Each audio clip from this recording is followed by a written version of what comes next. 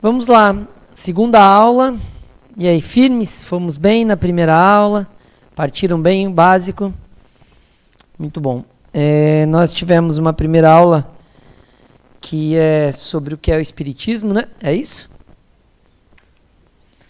E introduzindo aí o que a gente vai estudar aqui na URI, fazendo uma revisão aí do que é o Pentateuco, né? As obras, de onde a gente vem, para onde a gente vai. Então, todos vieram? Quem não veio na primeira aula? Pronto. A aula 2, ela vai falar sobre Deus. É uma aula que vai trazer para a gente uma reflexão sobre o que é Deus, como Deus é visto aqui dentro do Espiritismo, dentro da ULI, as concepções que a gente tem. E a gente vai discutir basicamente a concepção espírita de Deus e o significado da fé à luz do Espiritismo. Então, nossa missão hoje, nessa segunda-feira, é revisar um pouquinho esse tema e espero que a gente possa fazer isso da melhor maneira possível. Fazendo um acordo, a primeira vez que eu dou aula aqui para vocês desse semestre, então sempre que tiver alguma dúvida, levanta a mão, né? A gente conclui o que está falando e o microfone do Harry Potter vai até vocês, ele vai voando assim? Ainda vai voando ou a gente tem que levar? Como que funciona? Vai voando? Ah, legal. Eu tenho esse acordo também com os alunos, que se for um tema que está para frente, ciclo 3, ciclo 5, vou falar, esse tema a gente vai ver lá na frente, né, na aula 15 do ciclo 4, tal. Então já entendi, anota aí, não falta daqui a 3 semestres que você vai ter. Para a gente não abrir o portal e sair do tema da aula, né, que é fácil, porque a gente tem temas bastante complexos sendo tratados em 2 horas. Então Deus não dá para resolver em 2 horas, né? Não vou conseguir. Não tem ninja que resolva Deus em 2 horas para ninguém, né? Então a gente vai trazer algumas ideias, trazer algumas reflexões e ao contrário do que a colega falou, talvez a gente não saia melhor do que chegou, talvez a gente saia pior, mais bagunçado, né? Com mais dúvida, com mais interrogação. Não tem como eu responder tudo. Talvez eu não consiga responder quase nada sobre Deus, né? Sobre a gente pensar, refletir e fazer reflexões aí acerca do tema, tá bom? Fomos bem assim? Peraí, cadê? Acho que não tá indo não, Drigo. Opa, fui eu ou foi você? Tá, não tá. Ele tá só luzinha, mas ele não tá passando. Deus como causa necessária. Alguém tem o livro aí para eu fazer a propaganda do Conhecendo o Espiritismo? Capinha verde, tá chique. Esse aqui é da minha época, capinha vermelha, a edição nova é capinha verde. É isso mesmo, ali atrás tem a edição nova. Deve ser a versão ecológica, né? Tá verde. Esse livro é muito legal de acompanhar o ciclo, porque cada aula tem um capítulo aí, né? Então, seria importante que vocês lessem o capítulo da aula antes de vir para a aula, porque já dá uma ideia, um overview do que vai ser tratado. Obrigado, Drigo. Do que vai ser tratado aqui durante a aula, tá? Deus como causa necessária, a percepção de Deus ao longo do tempo na humanidade, materialismo, espiritualismo e espiritismo, o bem e o mal. Seria só tema tranquilo, gente. Fiquem bem, é carnaval, é feriado, a gente vai até a meia-noite, a gente termina pelo menos a introdução da aula. A prece como mecanismo de ligação a Deus, a fé e a compreensão de Deus, tá? Então a gente vai passar por esses temas hoje, dentro do que é possível a gente refletir. Começamos como Deus como causa necessária, buscando a ideia da explicação da origem de tudo. O que eu tenho para falar para vocês sobre isso? Ao longo do tempo, nós, humanos, colocamos Deus para explicar tudo que a gente não dá conta, né? Então essa é a grande reflexão que a gente pode fazer hoje sobre Deus. Deus é a explicação de tudo aquilo que a gente não dá conta há muitos séculos. Então, lá no passado, quando a gente não sabia que a chuva vinha da evaporação dos rios, a gente falava, choveu, graças a Deus. Não choveu, pede para Deus para chover, né? Deu um terremoto, Deus está brabo. Parou o terremoto, Deus se acalmou. Entende? Então, a gente foi colocando Deus sempre, como ser humano, nos lugares que a gente não tinha explicação, tá? Quando a gente coloca assim, a explicação da origem de tudo e Deus como causa necessária, a gente está discutindo isso aqui, Deus é a inteligência suprema, causa primeira de todas as coisas. Que é a resposta que a gente tem sobre o que é Deus a partir do Livro dos Espíritos, certo? Então, Deus, inteligência suprema, causa primeira de todas as coisas. Percebam aqui, ó, que inteligência suprema gera uma harmonia e coerência com as obras da criação. Por quê? Porque se a gente ficar perguntando quem criou, no máximo em 3 ou 4 perguntas a gente chega em Deus. Né? Quem criou o passarinho? A mãe do passarinho. Quem criou a mãe do passarinho? E aí você vai, Deus, não tem mais, acabou. Né? Então, assim, a gente vai olhar a natureza, o funcionamento, como que funciona o corpo humano. A gente vai perguntando e entende que, de alguma maneira, é coerente dizer que tem uma inteligência suprema para tudo funcionar tão harmonicamente, para tudo ser tão perfeitinho, para tudo existir da forma como existe. Então, essa é uma explicação buscando coerência. Quando a gente fala causa primeira de todas as coisas, a gente está entendendo Deus pelas suas obras. Né? Então, a gente vai na pergunta para trás e vai falar Deus no final. Né? Então, vamos pensar assim, ó, essa cadeira. Quem criou essa cadeira? Né? Quem criou essa cadeira? Vamos fazer uma chuva de ideias aqui. Quem criou essa cadeira? O metalúrgico, porque ela é de metal, legal. E quem criou o metal?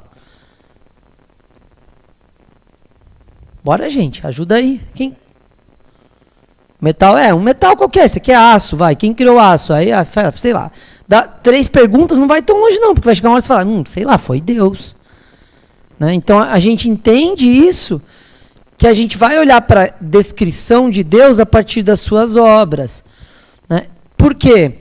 Porque a gente não sabe de onde veio. Né? Eu tive anteontem ou ontem, a gente estava discutindo com uma pessoa sobre esse tema, e aí eu fiquei no quem vem primeiro, o ovo ou a galinha. Né? Quem vem primeiro, o ovo ou a galinha? Não, é óbvio que é o ovo, ok. E o ovo vem de onde? Da galinha. Então, se o ovo veio primeiro, quem fez o primeiro ovo? Foi uma galinha, mas então tinha que ter uma galinha, tá vendo isso? E vai dar um looping, e daí você vai falar, Deus, resolve, vai. Deus, explicou. Então, quando a gente coloca Deus como inteligência suprema, a gente está buscando coerência, porque faz sentido tudo ter sido feito por algo mais inteligente, e causa primeira, porque a gente não sabe a causa primeira de tudo. Então a gente põe Deus também, e isso resolve a nossa tensão. Dentro desse conceito, Adenauer traz aí no livro, no capítulo da aula de Deus, que ele também é uma necessidade psicológica. Por que vocês acham que Deus é uma necessidade psicológica? Só uma chuva de ideias assim para eu pescar no ar. Por que Deus é uma necessidade psicológica? Por que psicologicamente a gente precisa de Deus? Confortante, o que mais? Responsável. Responsável, o que mais? Deixa só rolar uma ideia assim, não precisa microfone não. O que mais? Consolador, o que mais? Consciência. Gente, Deus é uma necessidade psicológica porque o fato de ele existir dá uma segurança. Tá? Então, o fato de existir Deus dá uma segurança. Sabe por quê? Veja que coisa boa. Tudo que eu não souber responder, eu explico o que é. Imagina você na 6ª série, sem estudar para a prova, e saber que quando você colocasse Deus na resposta, acertava a questão. Olha que delícia. Acabava a tensão, gente. Uau. Eu coloquei Deus em umas provas de história, não deu muito certo, não. Foi que eu comecei a entrar em crise com Deus. Falei, se Deus resolve tudo, por que não é a resposta dessa questão?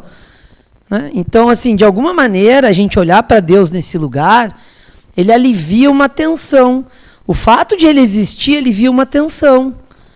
Porque aquilo que eu não souber explicar, aquilo que eu não der conta e aquilo que eu não estiver alcançando, Deus. Resolvido. Né?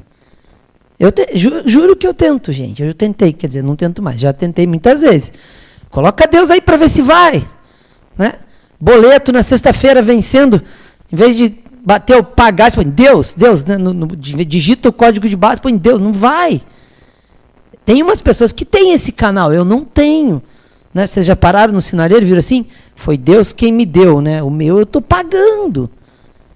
Então, de alguma maneira, essa, né, brincadeiras à parte, esse lugar da segurança da sua existência leva a gente para um distensionamento. E ainda pensar o seguinte, ó, porque o ser humano por si só não se autoexplica. A gente, como ser humano, tem crise existencial desde que a gente se transformou em humano. Vocês vão ter aula de evolução aqui, aula 4, que a gente vai...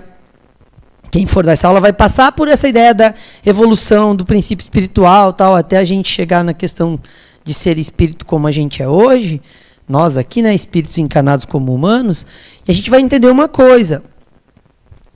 A gente tem uma crise que é de onde a gente vem, para onde a gente vai, para que a gente existe. De onde a gente vem, para onde a gente vai, para que a gente existe. 3 crises ótimas que já dão um investimento em terapia por 50 anos. Né? Não para resolver, só para dar conta. Né? De onde a gente vem. Então a gente pega algumas explicações, normalmente das religiões, para acalmar essa crise, que é de onde a gente vem, toda religião explica de onde a gente vem. De alguma forma, cada religião explica de onde a gente vem. Para onde a gente vai também, aqui no Espiritismo, para onde a gente vai? A gente vai desencarnar, se preparar um pouquinho, reencarnar de novo. Aquilo é ufa, distensionou, entendeu? Né? Então, assim, de alguma forma... Como a gente não se explica, Deus vira uma necessidade psicológica. E é uma necessidade psicológica. Não é só um alívio, é uma necessidade. Então, nós temos essa busca pelo Deus, pelo divino, por ter um Deus definido. E aqui para o Espiritismo, a gente escolheu a resposta que está lá no Livro dos Espíritos, né?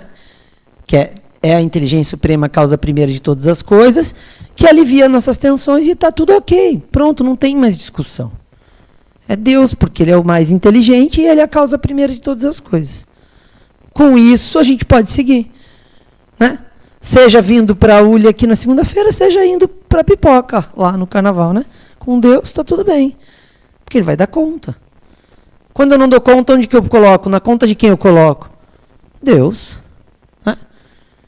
E aí começam algumas questões para a gente pensar. Então, na prática, o que a gente precisa entender é, para nossa percepção, e aí a gente vai ver que aqui na ULI e durante os 10 ciclos de estudo, a gente vai sempre estar olhando para o aspecto psicológico, voltado para o eu, para o ser humano, entendendo que o espírito é imortal, a continuidade do eu. A gente vai olhar para o aspecto da mente, para ver, peraí, como que a gente lida com isso? Né? Então, de alguma maneira... Olhar para Deus como uma necessidade psicológica é passar a entender isso para além do causa primeira de todas as coisas. É uma ampliação. Então, eu preciso e uso Deus naqueles lugares que eu não dou conta. Não vamos dar conta também de discutir quem é, de onde é, para onde vai, quem... Não. Ok, eu só sei que eu uso ele quando eu não der conta. Algumas pessoas usam representantes para falar com ele, mas, em geral, é ele que está por trás de tudo. Desses lugares que a gente coloca quando a gente não dá conta. Certo? Fomos bem até aqui? Quando a gente fala de Deus ao longo do tempo na humanidade, a gente vai perceber que o Deus também evolui à medida que a gente, como espírito, vai evoluindo. Né? A evolução do espírito e a compreensão de Deus. À medida em que nós, espíritos, vamos evoluindo, nós vamos compreendendo Deus de outras maneiras. Tá?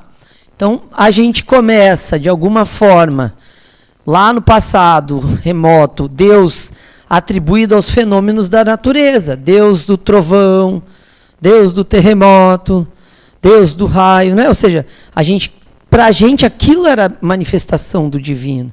Aquilo era o divino, aquilo era o Deus. Deus Sol. Né? Então, a gente tem nesse lugar aqui, ó, percebam, explicando aquilo que a gente não dá conta de explicar. Se a gente olhar historicamente, Deus está sempre num lugar que a gente não deu conta de explicar. Tá? Sempre baseado numa proposta de satisfação ou insatisfação. Ou Deus estava feliz e estava tudo bem, ou ele estava irritado e estava castigando a gente, dando algum tipo de...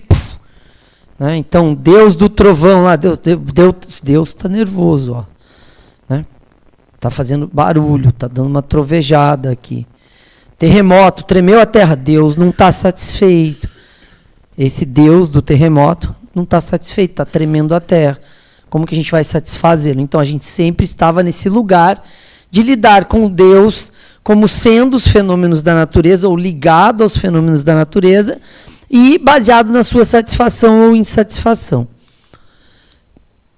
Sempre buscando justificar explicações que nos faltavam como seres humanos. Né? Algo que eu não sabia explicar, eu explicava com a satisfação ou insatisfação dos deuses relacionados aos fenômenos da natureza. Então, é muito fácil eu dar para a conta, pôr na conta de Deus. Né? Então, não está chovendo, Deus está castigando a gente por algo que a gente fez. Choveu demais, Deus está castigando a gente por algo que a gente fez.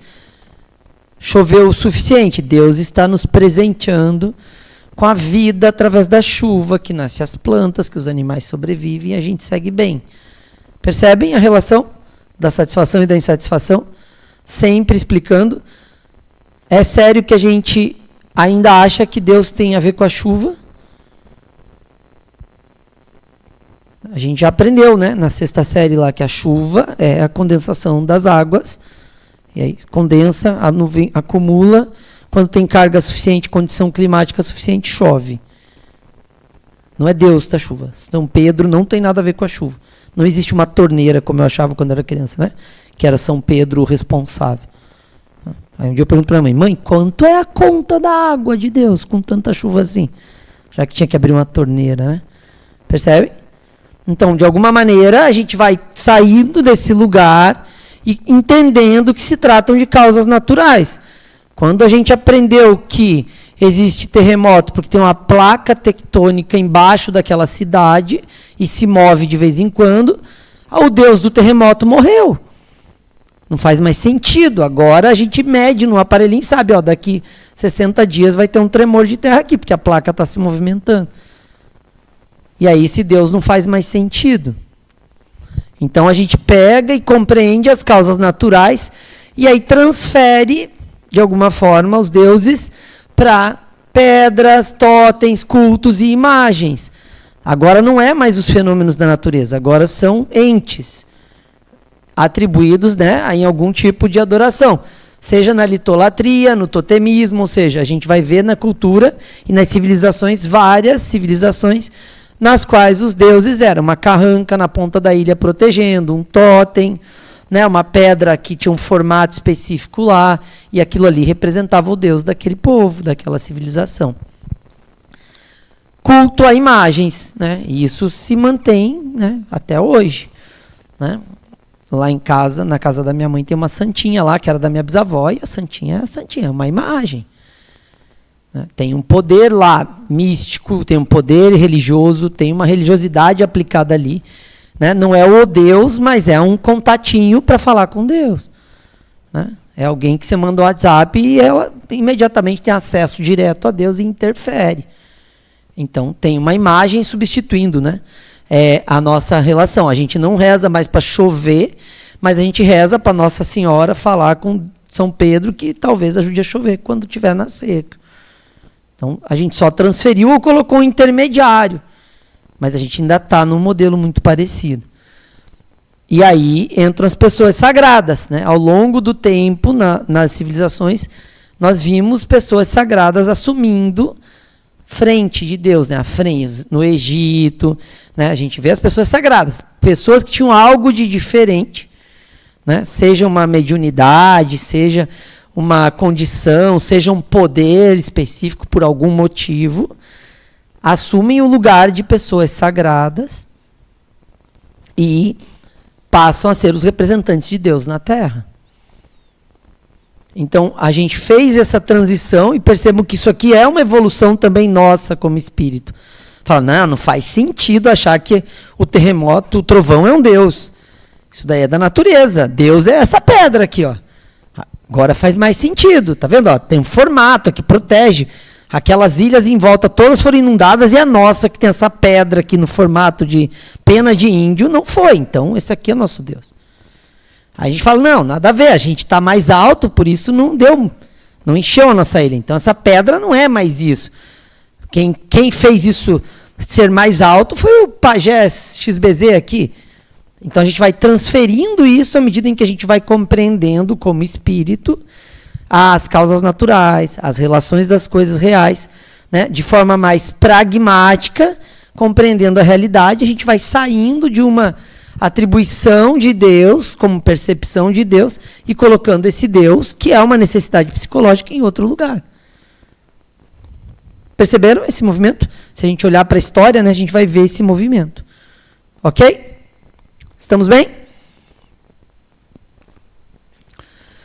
Perceba o seguinte, ó, medo e curiosidade em explicar e desvendar mistérios, sempre atribuído ao momento histórico e localidade. Sempre um Deus está relacionado a isso. Se você pegar em cada local do planeta, em cada momento histórico, tem algum medo e alguma coisa tentando ser desvendada lá, algum mistério em termos de realidade que se explica com algum Deus. E por isso a pluralidade de percepções de Deus ao longo da história. E se a gente parar para pensar, cada civilização, cada momento, cada desejo da civilização, uma civilização que era mais exploradora, tinha um tipo de Deus, a que era mais local, sem sair, né? Sem sair explorando outras civilizações, tinha outro tipo de Deus, uma mais recuada, uma mais que navegava, né? Então, a gente, conforme fosse a atividade, o momento e os mistérios, tinha os deuses e os representantes dos deuses condizentes com aquela necessidade de desvendar, explicar ou proteger aquela civilização. Uma civilização que navegava muito, você vai ver os deuses todos relacionados às tempestades, ao mar, à proteção, à água. Né? Uma que era muito da montanha, você vai ver. Outra que era de plantar, outra que era de caçar e assim por diante. Tá? Então, só para a gente perceber que a percepção de Deus muda conforme a cultura, conforme a civilização, conforme o tempo, conforme nós espíritos, porque isso tudo é da nossa época lá, era a gente que estava reencarnado nessas épocas todas históricas aí, né? Fomos passando pelas experiências, entendendo que talvez aquela percepção, aquela concepção não faça mais sentido. Certo? Observe, então, só para fechar esse tema, que a gente já teve percepções politeístas, Deus totem, Deus arquiteto do universo, Deus homem-herói, um único Deus, Deus criador, Deus pai e Deus de todos os tipos possíveis e imaginários.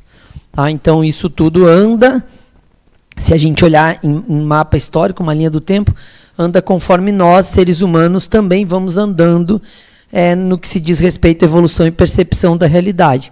Né? À medida em que a gente vai mudando a nossa forma de se agregar socialmente, sociologicamente, a gente muda a estrutura do padrão de sociedade, como acredita, como não acredita. Uma hora é muitos deuses, outra hora zero Deus, outra hora o Deus pedra não faz mais sentido nenhum. Aí a gente coloca uma pessoa representando. Então a gente faz esse caminho de mudança de percepção de Deus ao longo do tempo. Por isso que não dá para a gente ficar achando que o Deus daquela pessoa não tem nada a ver. Como, gente? Olha aí. Tem tudo quanto é tipo de Deus, todo Deus tem a ver. Deixa a pessoa entender o Deus dela do jeito dela. Isso é a primeira quebra que a gente tem que fazer. Peraí, sério que você acha que é um Deusinho único só, e só o seu que é o certo? Na moral, pega 2000 anos aí, tem Deus para todos os tipos, de tudo quanto é jeito, resolvendo tudo quanto é tipo de coisa. Não dá para a gente falar que esse meu Deus que é o certo, o dele está errado. Não dá, eu acho que essa é a primeira virada de chave que a gente tem que fazer. Peraí, então, talvez, né, a gente tenha que entender essa pluralidade aí de entendimento, de percepção de Deus. Mas é um único Deus com diversos nomes. Tudo bem, mas a gente tem que compreender que, além dos nomes, tem diversas funções, diversos tipos, diversas aplicações. Né? Deus Bombril, né? 1001 utilidades. Deus Bombril é um bom Deus, né? Só para não... Acabei de pensar isso, nunca tinha pensado. Em termos de perspectiva de estudos históricas, no século XIII, Tomás de Aquino faz um estudo, organiza um estudo, que são as vias tomistas. Tá? Então, ele tem de primeira a quinta via, e era uma tentativa de explicar filosófica e intelectualmente a existência de Deus. Então, não sei se vocês já leram, vale a pena ler um pouco mais de forma completa. Eu trouxe só um resuminho aqui, porque faz parte do plano de aula, de alguma forma, ó, nós tínhamos a via do movimento, olha o que ele fala, tudo que se move é colocado em movimento por algo que já está em movimento. Então deve haver um primeiro motor imóvel, que é Deus. É a mesma causa primeira de todas as coisas. Se tudo que se move é por causa de Deus, quem moveu a primeira coisa? É a pergunta do ovo ou da galinha. Quando eu leio as vias tomistas, eu fico perguntando no ovo ou na galinha. Então, se tudo que se move, quem moveu o primeiro? Deus. Pronto. Ah, entendi. Então Deus é imóvel e é o motor. Aí pôs tudo em movimento. Resolveu, para Tomás de Aquino resolveu dessa forma. Depois, 2. A via da causa eficiente. Tudo que existe no mundo é causado por algo. Né? Na visão dele lá. Deve haver, portanto, uma primeira causa não causada. Né? Porque se a gente perguntar quem criou Deus, não tem. Né? Então, Deus é causa de tudo, mas ele é incausado. Então, essa foi a forma que Tomás de Aquino explicou. Via da contingência. Existem coisas no mundo que são contingentes, ou seja, não precisam existir e poderiam não existir. No entanto, se todo mundo fosse contingente e pudesse deixar de existir, em algum momento nada existiria. Olha que doideira. Portanto, deve haver uma causa necessária da existência, que é Deus. Então, Deus é necessário nessa visão. E aí, a partir dele, tudo que existe, existe por causa dele. No fundo, era só uma tentativa de provar, a partir de reflexões filosóficas, a existência de Deus. Pense que é século XIII. Quarta via. Via dos graus de perfeição. Existem graus de perfeição observáveis em coisas do mundo. Para que existam graus de perfeição, deve haver algo muito perfeito, que sirva como padrão de perfeição, que é Deus. Então, tão perfeito quanto Deus. É o máximo da perfeição. E, por fim, a via da ordem. Há uma ordem e um propósito discerníveis no mundo natural. Essa ordem não pode ser resultado do acaso. Deve ser causada por uma inteligência superior, que é Deus. Então, se é uma ordem sequenciada, tudo começa com Deus e chega onde a gente está. Sempre que você olhar alguma coisa, quando você for perguntando para trás, a resposta vai ser: nasceu em Deus, começou em Deus, foi criado por Deus. Então, esse era um reforço filosófico da existência de Deus, feito aí num estudo, né, num compilado de escritos que se chama As Vias Tomistas de Tomás de Aquino. Se alguém quiser se aprofundar, vale a pena, pelo menos a título de estruturar, né, a percepção de Deus aí ao longo do tempo. Fomos bem?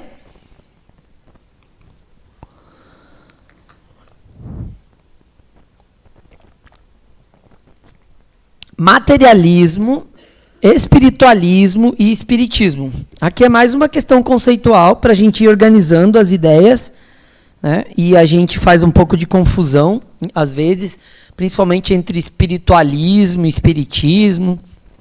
Né? E mesmo a confusão que a gente tem às vezes que espiritismo é religião, não é, né? Então as pessoas têm essas dúvidas. E nesse aspecto, minha opinião se trata de onde a gente vem, para onde a gente vai depois que morre, e como a gente vive, é religião. Pronto, essa é a minha visão pessoal. Tem gente que pensa ao contrário, tem gente que pensa assim. É religião sim, porque trata sobre a morte, trata sobre a vida, trata sobre o nascimento, trata sobre a existência. Então, vamos tratar como religião. Minha visão, tá? Mas é ciência também? É ciência também. Tem uma religião que aceita a ciência. Mas é filosofia também? Também. Então, é uma religião que aceita a filosofia também. Mas não deixa de ser uma religião, tá? Até porque, quando tem o censo no Brasil, tem a opção de dizer que você é espírita. Então, é uma religião.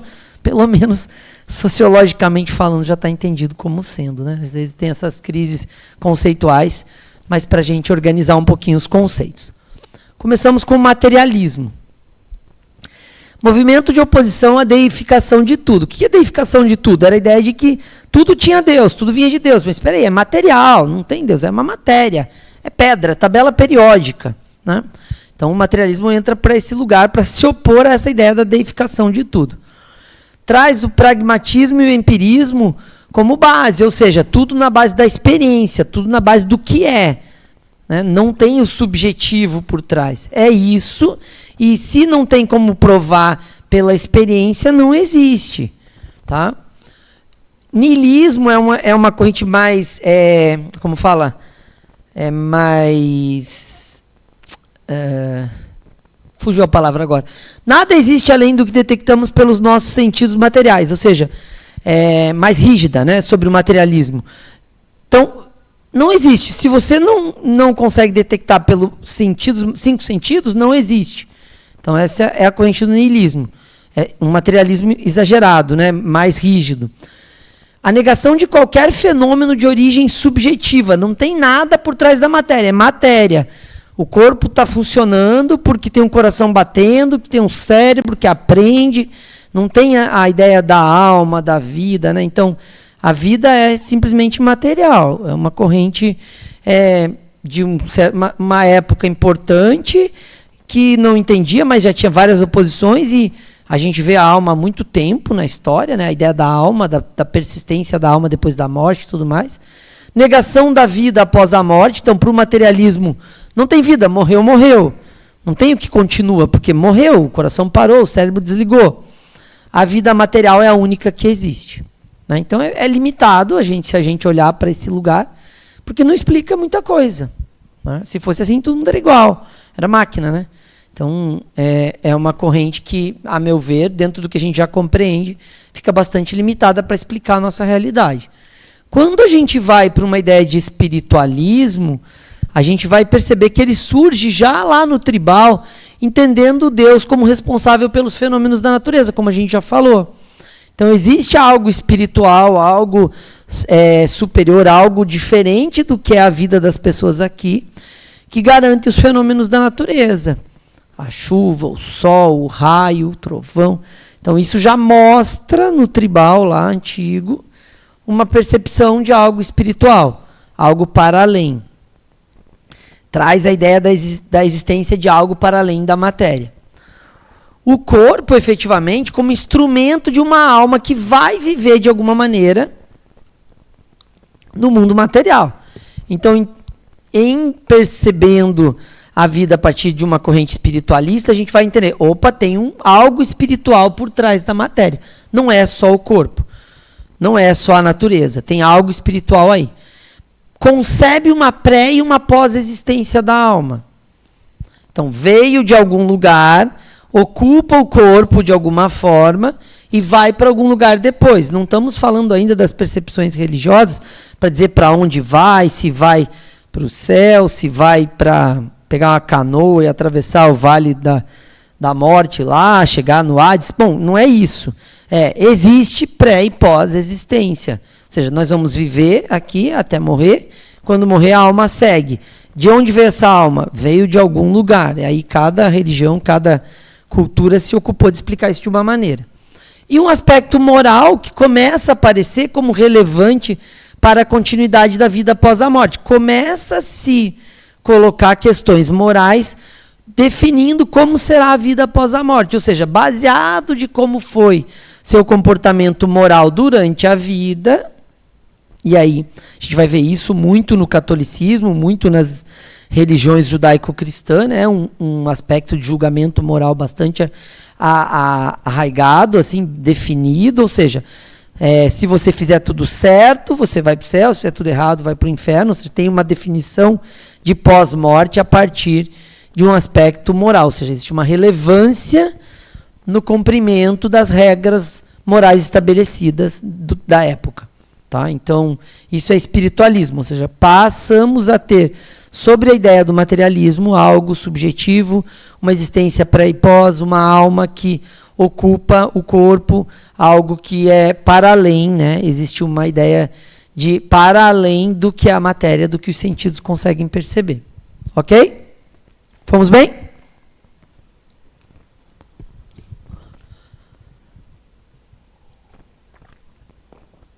Quando a gente fala de espiritismo, e aí, para além da gente discutir aí o espiritismo no detalhe, vamos só colocar o que ele amplia da ideia do espiritualismo. Então, é uma proposta de um espiritualismo mais profundo, porque vai ser baseado em regras, critérios definidos aí, né, principalmente no Pentateuco de Kardec.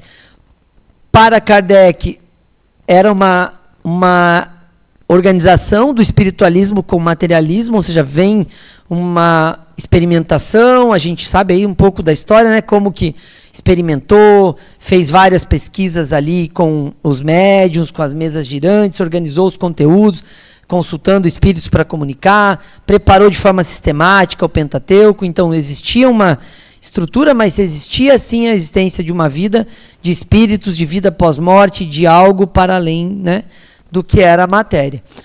Fé raciocinada em bases lógicas claras e emocionais, ou seja, sai de uma visão só de um Deus e começa a estruturar isso de forma mais profunda. O conteúdo que a gente vê no Pentateuco traz para a gente várias noções de uma fé raciocinada, uma fé com discernimento, e a existência do espírito e suas ocupações após a morte, que aí é um aspecto de humanização da vida espiritual. Ou seja, a alma vive de maneira humana, como um ser humano, mesmo depois de desencarnar.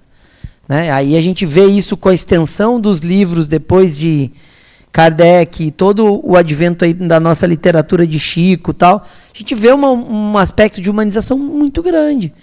Né? Ou seja, de vida, de trabalho, de tarefa, de desenvolvimento, de estudo, de apoio, de hospital espiritual e assim por diante. Então, existe um aspecto no espiritismo importante, que é a humanização da vida espiritual, da vida após a morte. Né? Então, a gente vai ter uma aula aqui sobre vida espiritual, onde a gente vai abordar de forma mais ampliada esse tema, e depois lá no ciclo 5 vocês vão poder ampliar mais ainda as questões sobre essa vida espiritual, como que ela acontece, como que a gente entende as cidades espirituais, as aglomerações, a forma de pensamento que conecta a gente quando está desencarnado e tudo mais. Tá?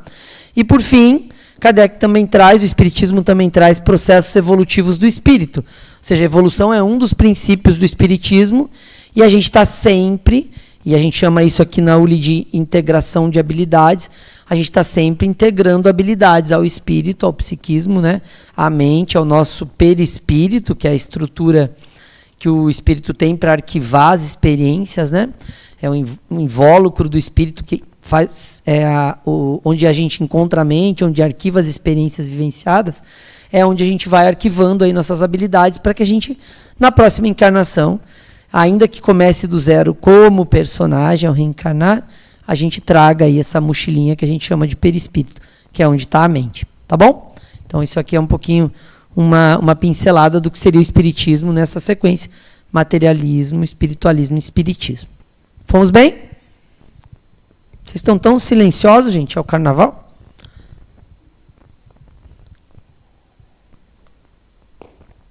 É que a gente já bagunça um pouquinho o coreto para a gente melhorar. Deus para o espiritismo. Então, quando a gente fala de espiritismo e Deus, a gente sabe que tem uma resposta bem feitinha, né?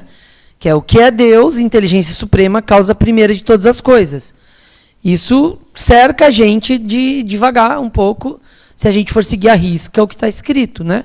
Já fizemos essa reflexão no começo da aula. Se é a inteligência suprema, é porque é uma inteligência que criou tudo, faz sentido, porque tudo é tão complexo, então deve ter um super inteligente aí por trás disso tudo. E causa primeira de todas as coisas é aquela resposta que a gente dá quando a gente não sabe de onde a coisa veio, né? Então a gente simplesmente responde: Deus, veio de Deus, foi Deus que fez. Tá? Para o espiritismo, Deus não é antropomórfico. O que isso significa? Que ele não é uma forma humana, não é um humano, né?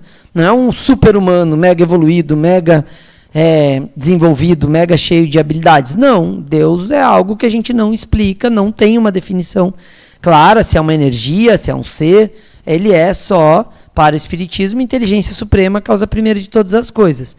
A gente entende Deus a partir de suas obras, lembram? Então, o universo como consequência de sua vontade. A gente explica, né? A gente explica desde o ovo lá da galinha até o firmamento, o sol, a explosão, o Big Bang. Ou seja, tudo a gente coloca Deus como causa.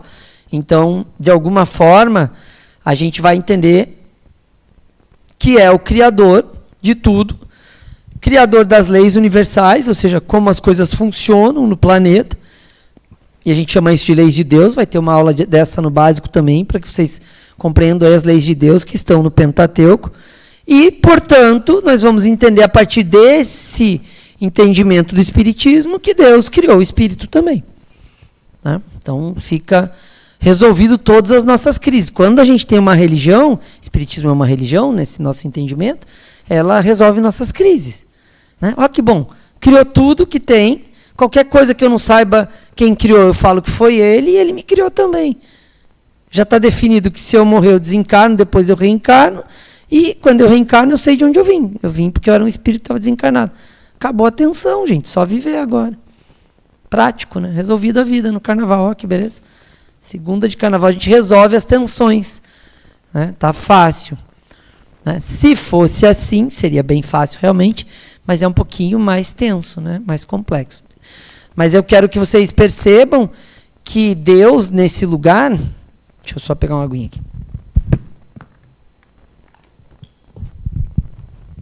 Que Deus, nesse lugar, ele é aquela proposta que a gente falou nos primeiros slides. Resolve as tensões, é uma necessidade psicológica e, de alguma maneira, distensiona o que a gente não tem resposta. Né? A questão é que a gente, como ser humano, mesmo estando distensionado, a gente vai em busca de. Né? Por que a gente não fica com essa resposta? Esse slide aqui resolve todas as crises da vida, gente.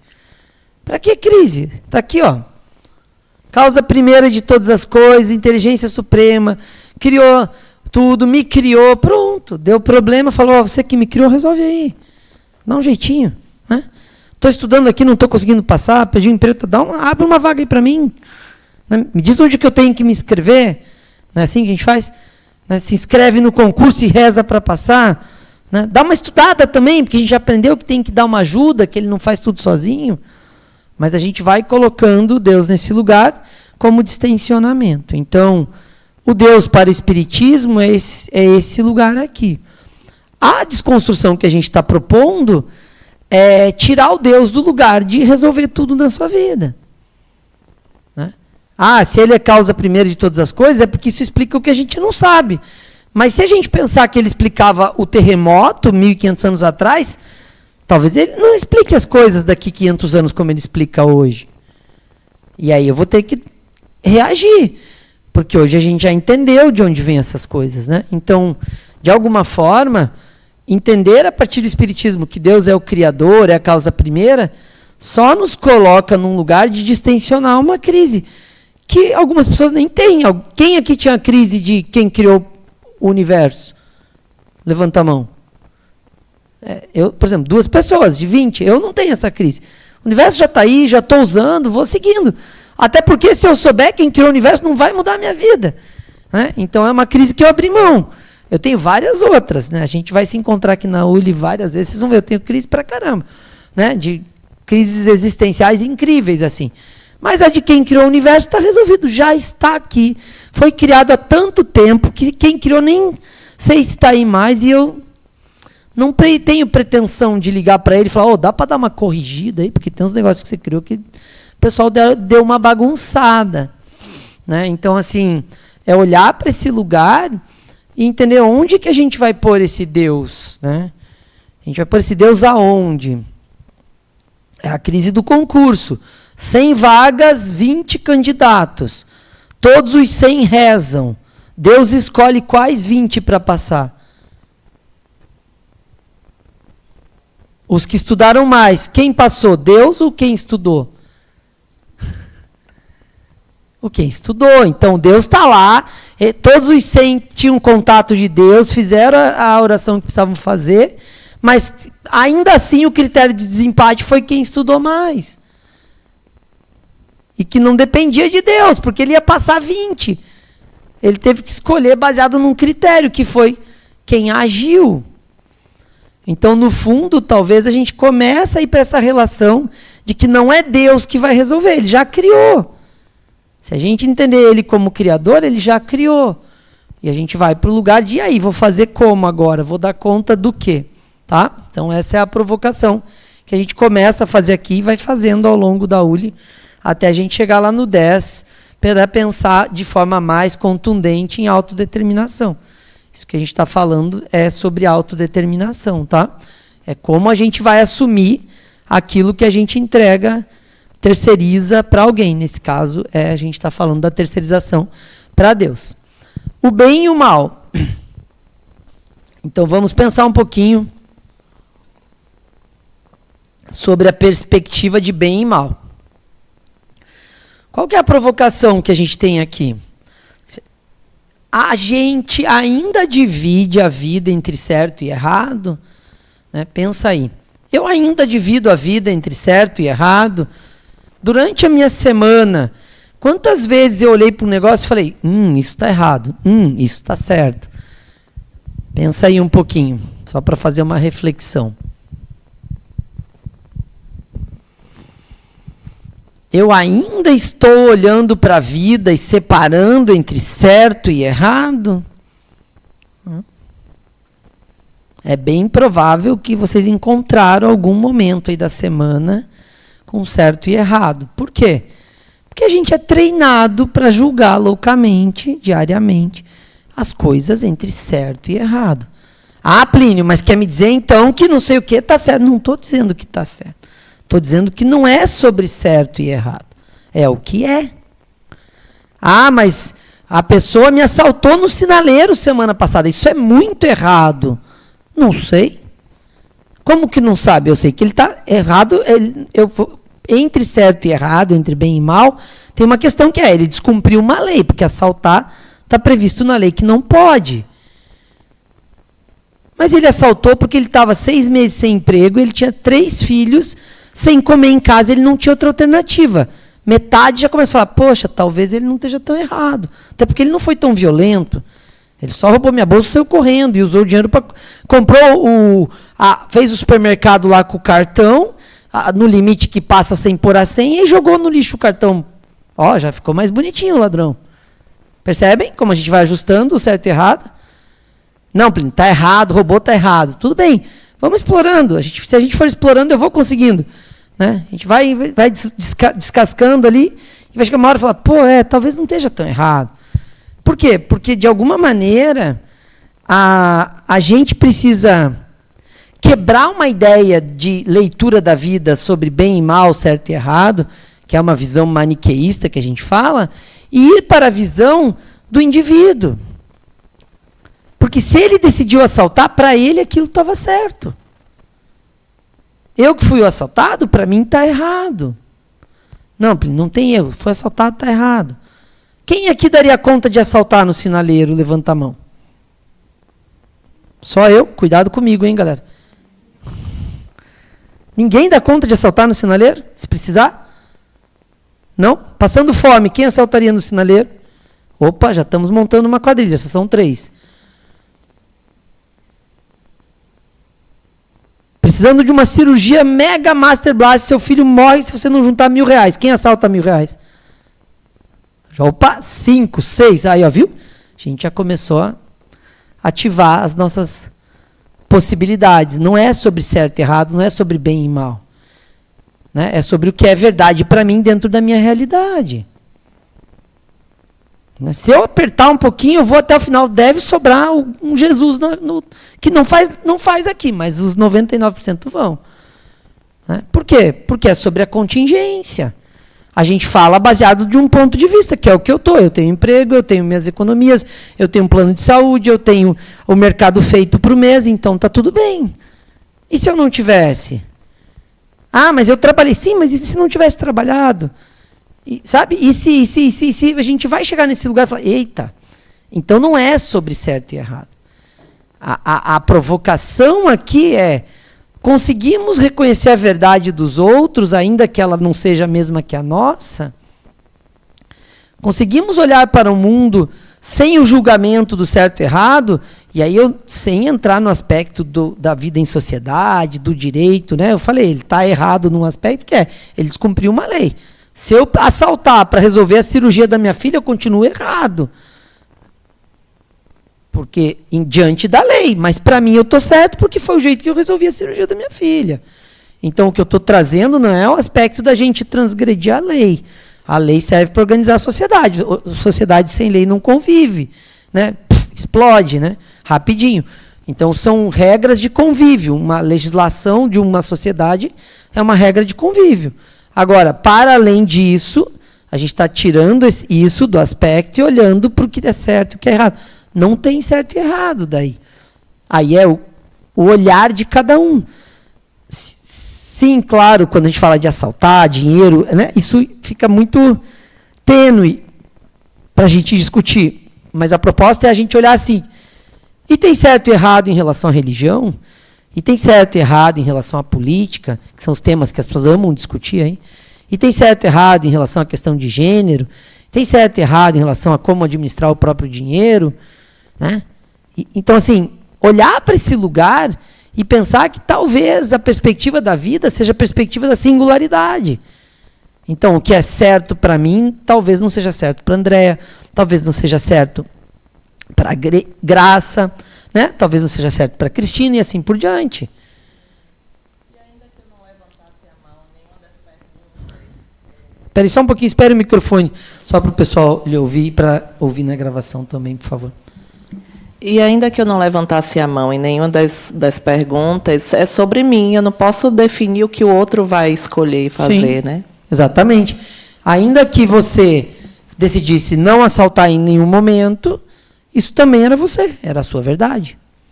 E não quer dizer que você estava certo e todos nós errados. Quer dizer que todo mundo está certo. Todo mundo está certo. Mesmo estando errado. Olha que legal, isso é um paradoxo filosófico. Né? Todo mundo está certo mesmo estando errado, porque é sobre a pessoa, é a decisão dela. Então, essa provocação de bem e mal, ela é uma quebra importante de protocolo e de paradigma, que é pensar que existem muitos aspectos morais na crença em Deus. Né? Então, Deus está associado a vários aspectos morais da religião. A gente aprendeu esse Deus que a gente usa, esse Deus, não sei, talvez não seja essa palavra, mas vou usar ela porque eu não achei outra. Estereotipado, definido, né, como é. A gente aprendeu isso a partir de aspectos religiosos, aspectos de várias religiões. A última que a gente estava, as últimas 10 que a gente teve nos últimos 500 anos, a que a gente está hoje. Né? Então, será que Deus não está desenhado a partir do medo do castigo, da punição ou da recompensa desejada? Porque a gente barganha com Deus todo dia. Todo dia. A gente teme e barganha. Então, ou é medo do castigo, ou é recompensa desejada. Não deu certo no tempo de Deus, não está na hora ainda. Olha que louco. Deu certo, graças a Deus. Deu errado, nossa Deus, o que eu não estou fazendo ainda? Perceba o lugar que a gente coloca esse Deus. Será que a gente não está vivendo à mercê de um Deus que foi construído pela gente, na nossa mente? Faça uma reflexão, onde que começa a sua visão de Deus nessa vida? Tenta pensar assim, onde que começou Deus na minha vida, nessa vida? Só nessa, para ficar prático, né? Para dar tempo antes do meia-noite. Onde que entra Deus na minha vida, nessa vida?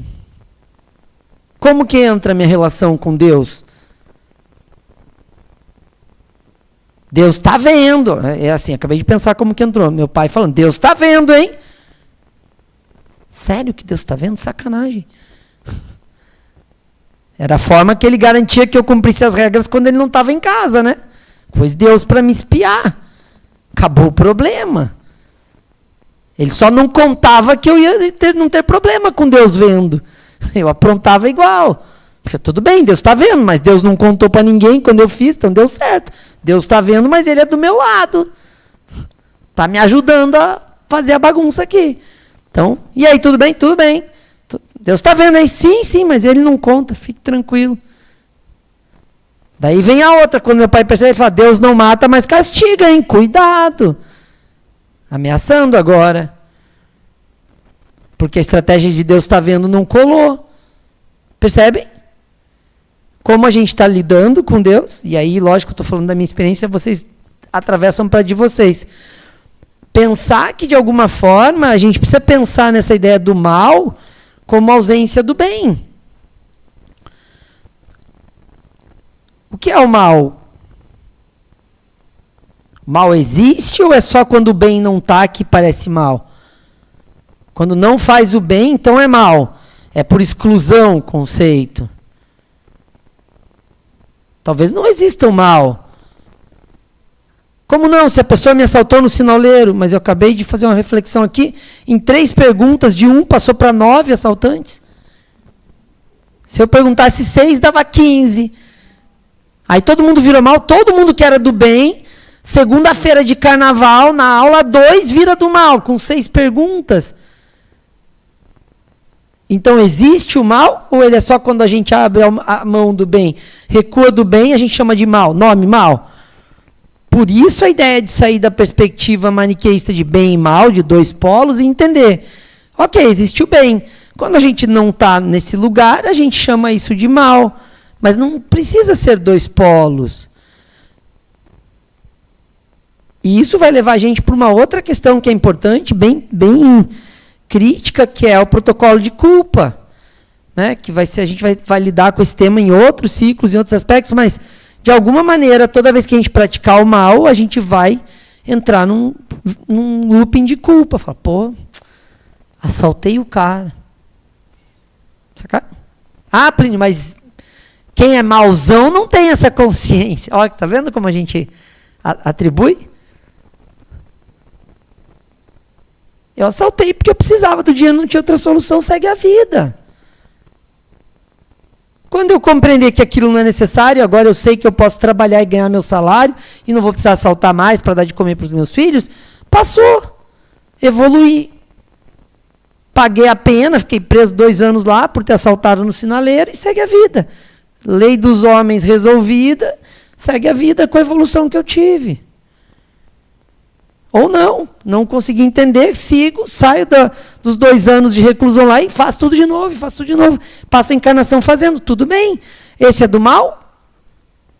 E o cara que aprendeu e foi trabalhar é do bem? Espírito mal, vai ser sempre mal, nasceu mal, tipo, histórias em quadrinho. Né? Tem os heróis e os vilões. Vilão é sempre vilão. Nunca muda. O Coringa vai ser sempre Coringa. Estou esperando o dia que o Coringa vai trabalhar junto com a galera do bem.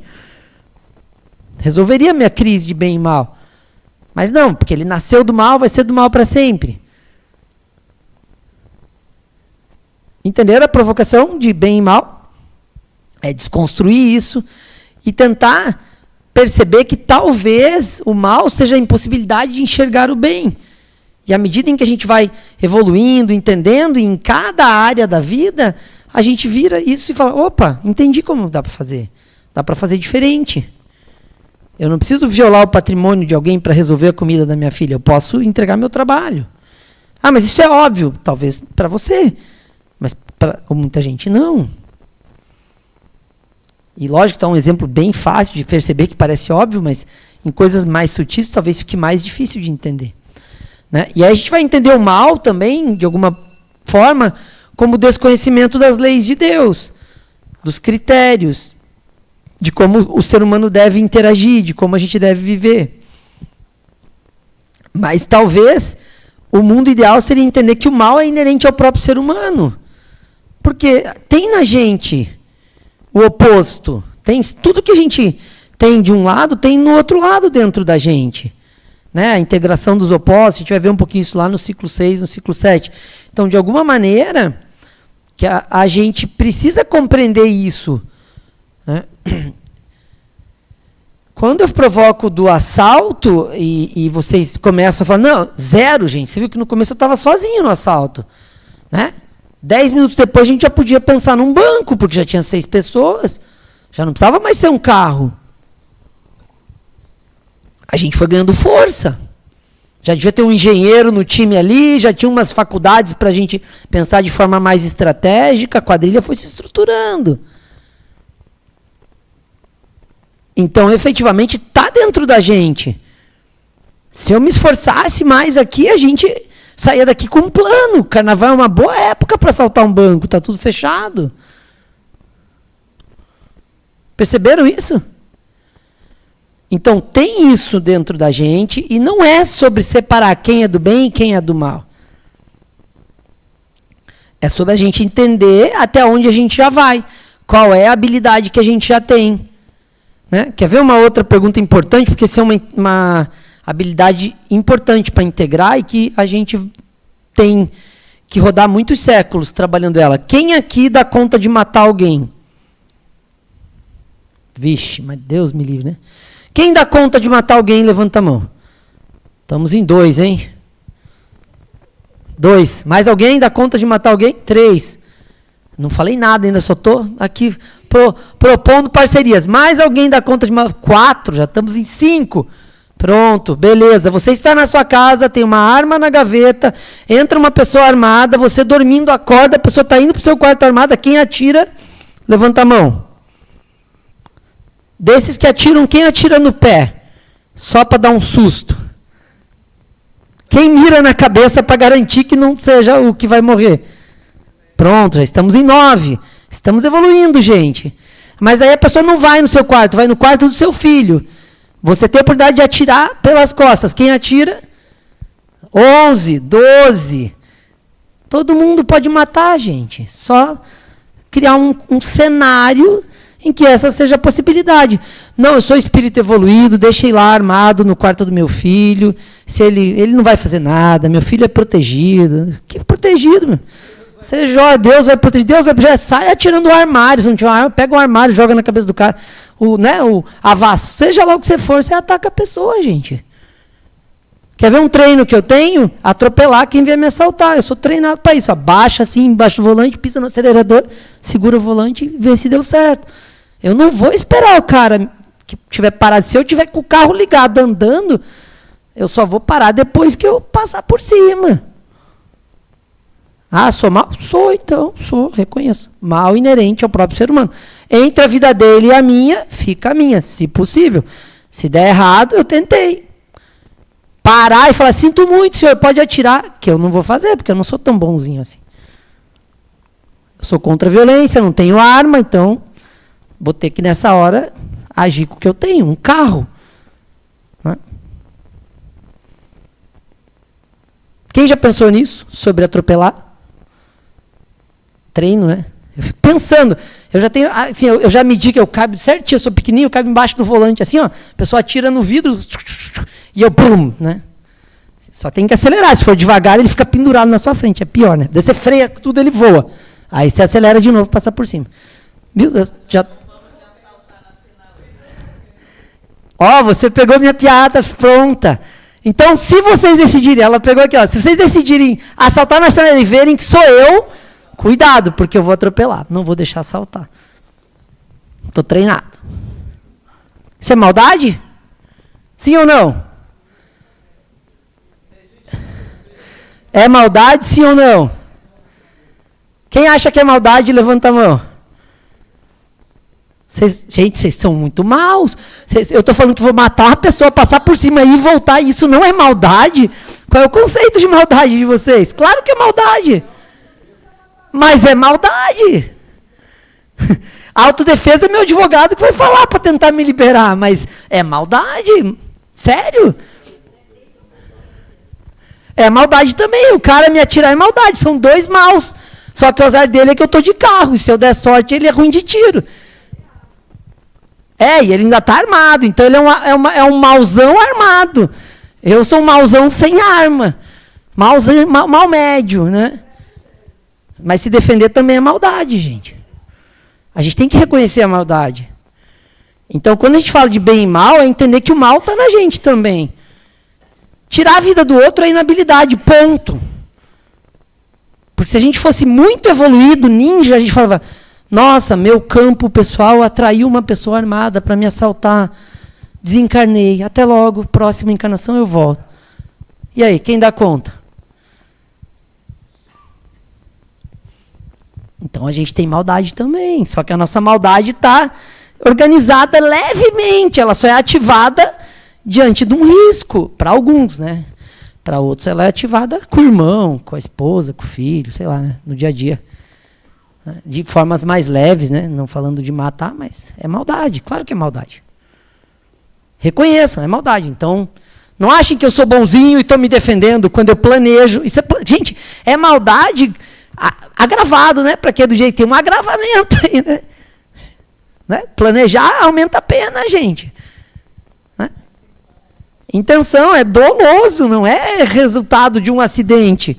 Eu estou planejado. Espero nunca precisar usar, mas se precisar usar, minha mente já sabe. Né? Eu já criei a via de acesso para eu não ficar paralisado e falar, faça o quê? Entendeu? É maldade, claro que é maldade. Para eu dar conta de planejar isso, é maldade.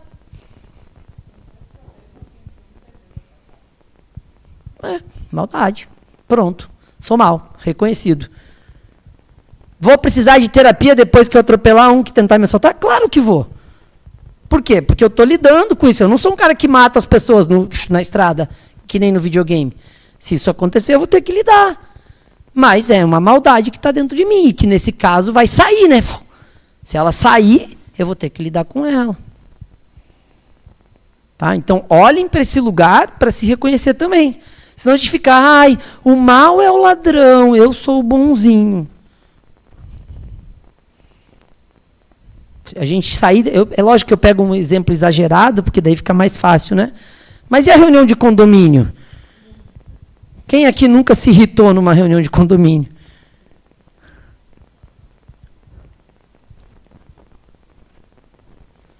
Percebem? Lugar bem básico da vida. Quem aqui nunca ficou nervoso no trânsito? Nunca brigou no trânsito? Alguns menos, outros mais, né? Mas são lugares que a gente desperta as nossas limitações ainda.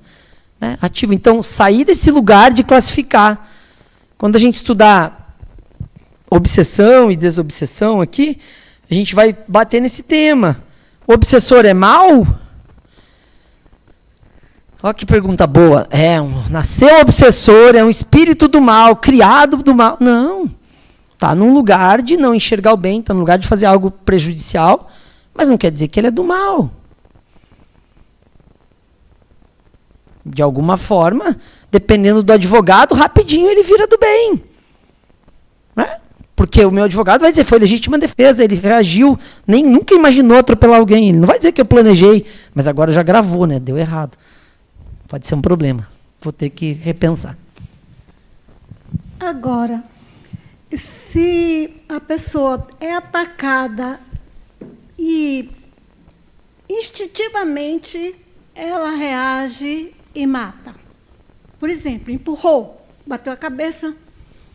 Sim. Traumatismo craniano, morreu. Ela continua sendo mal? É uma maldade, sim. Esse instinto é o instinto de sobrevivência que precisou de uma maldade, porque tirou a vida do outro. Né? A gente pode olhar e falar, tirar a vida do outro é maldade ou não é? Mas foi sem querer, mas tirou a vida. Então eu tenho que deixar me matar? Não, mas eu não estou dizendo que tem que ser do bem. Pode ser mal, tá tudo bem, seja má. Nessa hora, seja má. Tem um nó. Dê voadora. Saia de voadora, jogue pela janela. Você deu um nó aqui na minha cabeça. Eu sou esse, né? As pessoas, a senhora vai me conhecer mais, eu dou mais, não, eu venho para cá com uma ladainha rezada para eu me comportar, dar poucos nós. Do 2 em diante eu estou liberado para dar nós, bons nós. Daí quando a senhora me enxergar do 2 em diante, você vai falar, vixe, né? É esse nó. Tá tudo bem ser mal. Nessa hora tá tudo bem ser mal. É a sua vida. Proteja a sua vida do jeito que der. Agora, eu não planejei atropelar, passar 2 vezes por cima, só uma e vou embora. E aviso a polícia, fui assaltado aqui, passei por cima da pessoa, está ali na rua de trás. Agora, se eu parar, fizer a volta, passar de novo, 3 vezes para garantir, aí, tem uma maldade descontrolada aí. Mas uma maldadezinha inicial, tal, dá para ser mal, tá tudo bem. Aí é seu advogado, não sou eu não me ponho no jogo. O que eu quero dizer, gente, é a gente fazer as pazes com reconhecendo essa maldade. Tá tudo bem, a gente é humano. Tem um monte de maldade dentro da gente ainda para lidar. E elas vão sair conforme for a provocação, conforme for a situação. Eu não fiz 3 perguntas sobre assaltar no sinaleiro e de 0 fomos para 9 assaltantes? Imagina o dia que faltar comida em casa, vai todo mundo. Era só uma pergunta simbólica na aula, era só fazer de conta. Falar, claro que não, eu sou do bem, eu não vou assaltar ninguém. Mas com uma provocaçãozinha mínima aqui, já surgiram 9 assaltantes. A gente quase que vira... Né? Então, tá tudo bem. A senhora não precisa ser do bem nesse caso. Ainda tem a sua maldade. Por quê? Porque tem uma maldade na sua frente. Você reage como, é só legítima defesa e é do bem. Empurrar a pessoa pela janela nesse momento é do bem, porque eu estava me defendendo. Não, do bem é falar, nossa, minha vida encerra aqui, muito obrigado pela oportunidade. Isso é do bem. Quem dá conta? Estou encerrando minha encarnação aqui, muito obrigado pela oportunidade. Isso é do bem. Dica, como ser do bem em um assalto?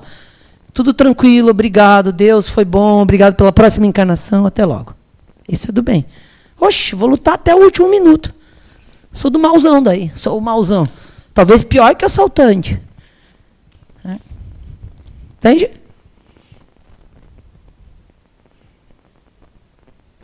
Tá tudo bem. Quer dizer, tudo mal, né? Não é tudo bem. O importante é a gente reconhecer que está tudo bem ser um pouco mal, que tem maldade. Se a gente não reconhecer a nossa maldade, a gente não vai dar conta de viver, gente. Mas foi instinto. Instinto quem? Quem é o instinto? Eu. Né? Eu que sou o instinto. É o meu instinto. Eu instinto. Então, sou eu mesmo nessa hora. Né? E está tudo certo. Plínio. Oi. Boa noite, pessoal. Boa noite. Aconteceu uma certa época, eu estava estudando, e uma amiga, a gente saiu da faculdade, andando ali na Avenida 7. Essa amiga minha era muito frouxa, até hoje. Ela tinha medo de tudo. Ela foi assaltada. Ela teve uma reação, ela saiu correndo, todo mundo ficou parado. Ela saiu correndo atrás do pivete, pegou do pivete, mas deu no pivete. Quando a polícia chegou, ela desmaiou. Ela desmaiou, ninguém sabe, ela não sabe o que ela fez até hoje. Arrasou. Qual que é a conclusão? Que os frouxos são vocês, que não é ela, né? Deu para perceber, né? Já percebeu, né? Eu que lhe avisei isso hoje. No fundo, ela não é, né? Ela reagiu, né? Foi, gente, entenderam isso? Eu faço essas brincadeiras para a gente sair do lugar e falar, pô, é verdade. Olha aí, se veja, né? Se veja má, tá tudo bem, a senhora é má, sim. Nessa hora, a senhora ficaria parada ou jogaria ele pela janela? Né? Bateria na cabeça dele com a primeira coisa mais dura que tivesse na sala? Claro, se defendendo. Mas se defendendo é bem, Deus perdoa. Que Deus perdoa é mal também. Não é sobre o perdão moral de Deus ou não. É sobre defender a vida, é instintivo. Né? Vai defender. Agora, se isso é bem ou mal, a gente vai precisar sair desse lugar, porque não é sobre o bem e o mal. É sobre o que eu ainda sou capaz de fazer para manter minha vida. Eu só não preciso classificar como bem e mal. Aí está tudo bem ser assim. É sobre se defender. Tá? Plínio, então você está dizendo, não estou dizendo nada, gente, não ponho nada na minha conta. Na minha conta já tem muita coisa. Eu entendi que é meio que fazer as pazes com a condição humana que a gente apresenta no momento. Meio que fazer as pazes com isso. Que o bem e o mal vai ser relativo, e quanto antes a gente aceitar e fizer as pazes com isso, melhor a gente vai viver a vida. É sobre isso. Não é separar a vida entre bem e mal, é reconhecer quem a gente é e o que a gente é capaz de fazer. Ponto. É isso mesmo. Reconheça o que você é capaz de fazer. Tire a equação do bem e do mal. Pare de julgar e de pôr peso moral. E viva. Eu sou capaz de me defender. Não, eu não sou capaz. Eu paraliso e o cara me mata. Tá bom. Eu sou capaz. Eu vou tentar atropelar ele loucamente. Pronto. É isso. Cada um dentro das suas limitações. Quem mais?